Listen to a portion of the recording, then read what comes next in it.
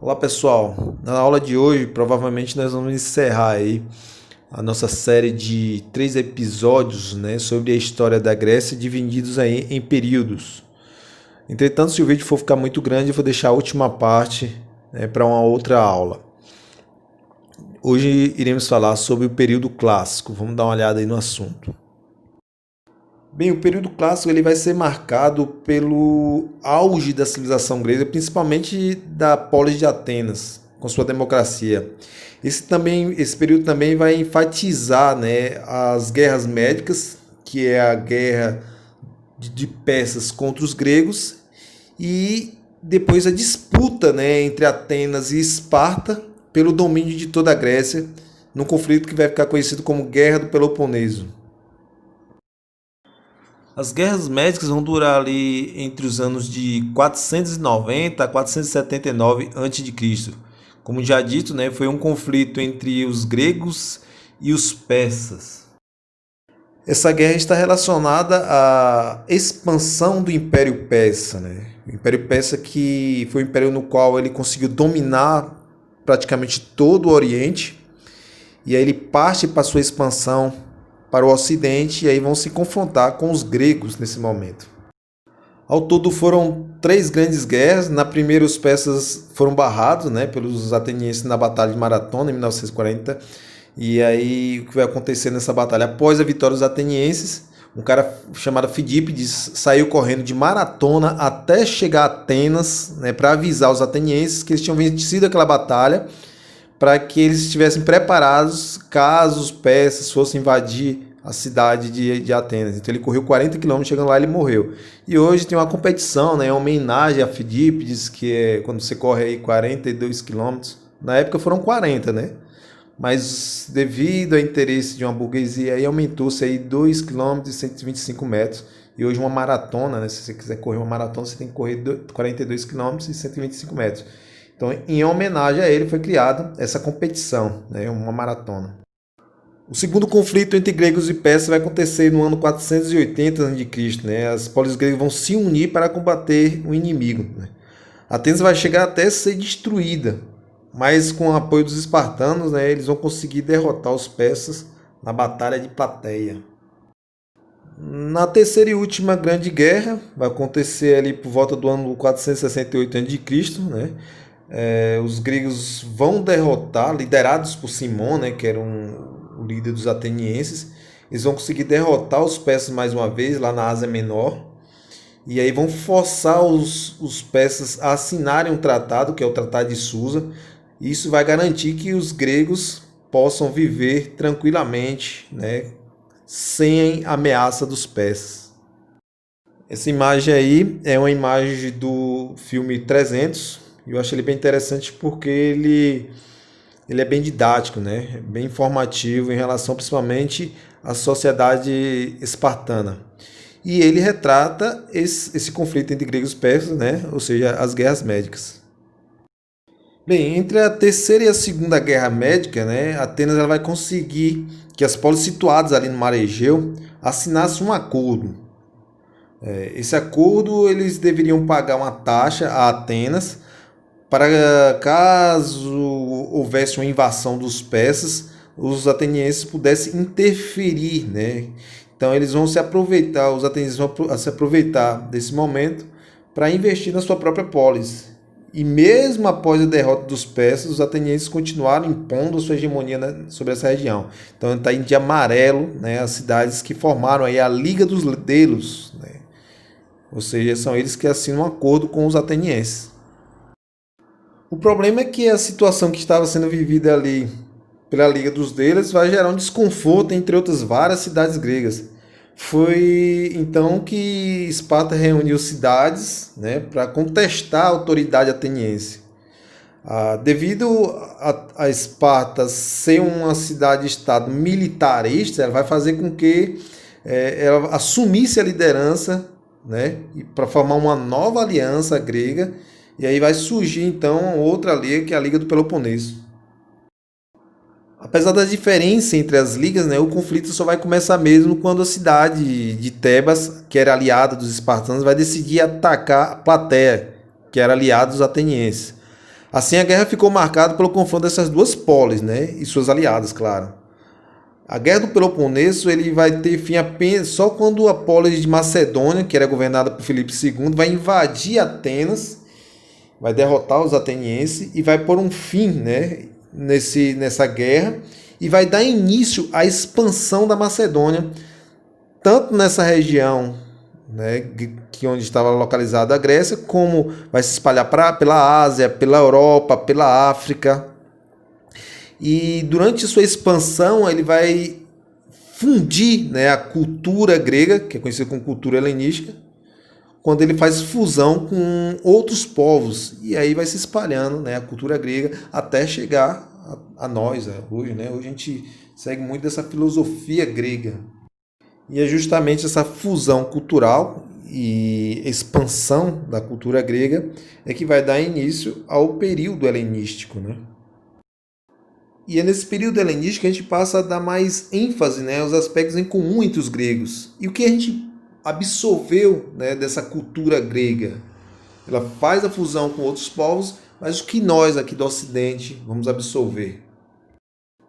E a gente passa a analisar a religião. Bem, muitos de vocês vão dizer, mas eu não sou politeísta, né? Eu sou monoteísta, eu sou ateu, sei lá. Mas o que é que vocês vão observar? A religião, ela retrata muito a filosofia, né? Eles viam os deuses como seres humanos. Esses deuses, eles tinham sentimentos, né? Como se fossem pessoas normais, ou seja, tinham sentimento de ciúmes, de inveja, né? De amor. Esses deuses, eles só diferenciam do homem porque ele tinha poderes. Mas, né, ele retrata a figura do ser humano. Então o ser humano ele começa a se observar mais dentro da cultura grega. Antes dos gregos, né, eles não davam muita importância a nada disso. Ou seja, a religião está muito relacionada à filosofia. A religião por si só é uma parte da filosofia, né? Filosofia quer dizer o quê? Amor à sabedoria, né? Ou seja, os filósofos vão buscar explicar tudo que existe. Tipo, vai falar sobre os seres humanos, o mundo, os acontecimentos, política, etc. Entre os principais filósofos gregos estão Sócrates, Platão e Aristóteles, né? E eles vão viver ali entre os séculos 5 e 4 a.C., na cidade de Atenas, que nesse caso era o berço da filosofia. Sócrates, né, ele, por exemplo, ele acreditava que o meio ideal para chegar ao conhecimento era através do diálogo. Né? Ele utilizava ali várias perguntas, que é conhecido como a maiêutica, né? Ele vai levar a pessoa a reconhecer que desconhecia o assunto, por exemplo. Depois, aos poucos, ele ia ir levando a pessoa a pensar sobre as próprias afirmações até chegar a uma conclusão racional. Eu gosto muito de algumas frases do Sócrates, por exemplo, ele diz sempre que só sei que nada sei. Isso é uma verdade para mim nesse caso, né? Tem outras frases dele que ele diz o seguinte: conhecer-te a ti mesmo e conhecerás o universo. E uma outra, né, que ele levou ele, né, ao suicídio, ou seja, ele preferia morrer do que ser calado, no qual ele diz o seguinte: uma vida não examinada não vale a pena ser vivida.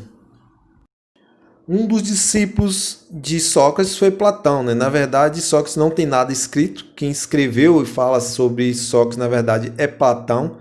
E Platão ele vai fundar uma escola de filosofia, né, que passa a se chamar de academia. Então, assim, Academia de Platão. E lá se estudava filosofia, matemática e várias outras práticas, principalmente ginástica, né? Porque, do ponto de vista dele, para você ter uma mente boa, você precisa ter um corpo muito bom. Então, para o Platão, o mundo dos fenômenos, ou seja, o que se pode ver ou tocar, é ilusório, né? Já o mundo das ideias é verdadeiro. E nele é possível encontrar as ideias universais de verdade. Então, ele vai criar o mito da caverna, né? Que você já deve ter ouvido falar na aula de filosofia. Dentre esses grandes pensadores vai se destacar aí também Aristóteles, né? No caso, Aristóteles vai ser estudante, ou frequentador da escola de Platão, só que Aristóteles discordava de Platão quanto à existência das ideias universais, né? Nesse caso, Aristóteles considerava necessário testar a validade das ideias. O único modo de fazer era por meio da experiência, né? Uma das mais importantes contribuições de Aristóteles para a filosofia foi a sistematização do pensamento lógico. Na arquitetura, a gente observa melhor, né, a fusão dos povos, né, a mistura ali dos dórios, os jônios, os coríntios, e você observa aí na imagem, né, justamente essa fusão, as transformações que estão ocorrendo naquele período. Um exemplo, né, de arquitetura grega era a Acrópole de Atenas. Né? Ela vai ser construída no ponto mais alto da cidade, ali por volta de 447 a 438 a.C. E além de funções religiosas, ela também tinha funções militares, né? Eles ficavam ali em cima, no alto, observando o movimento de casos de invasão de outros povos. As colunas desse templo vão seguir o estilo arquitetônico dório e depois vão ser retratadas na cultura romana também.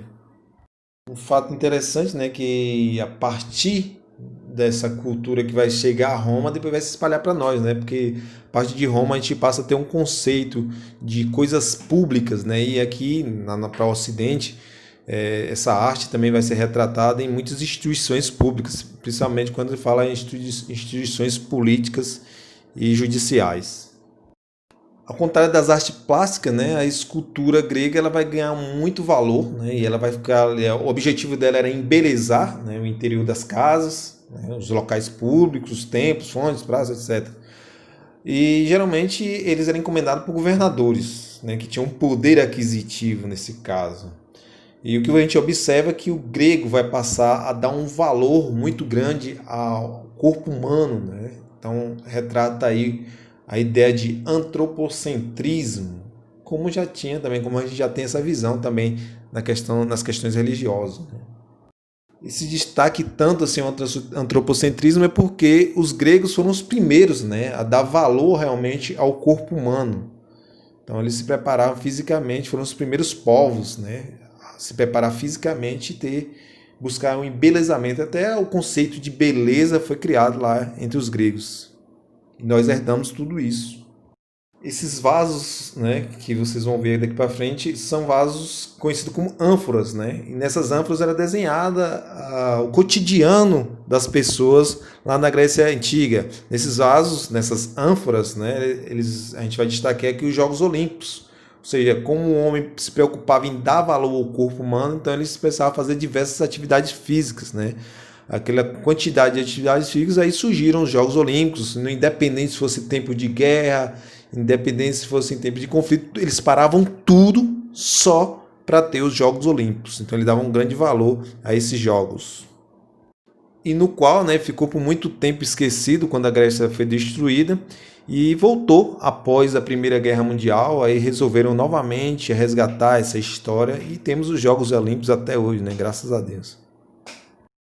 E por fim o teatro, né? Criado lá pelos gregos, no qual eles passaram a dar um grande valor à arte cênica, né? Eles passavam a retratar o cotidiano das pessoas, utilizando ali a comédia, os dramas, né? As sátiras. Então tudo isso vai surgir lá na Grécia e chega, né, até nós na atualidade. Bem, pessoal, a aula de hoje é esse. No próximo assunto iremos falar sobre a Roma Antiga. Espero que tenha gostado, né? Se caso não gostou, deixe seu comentário. O seu comentário é super importante para a gente estar sempre buscando melhorar. Então, um abraço a todos e dá um ok aí. Se gostou, dá um like. Se não gostou, dá um dislike. Abraço.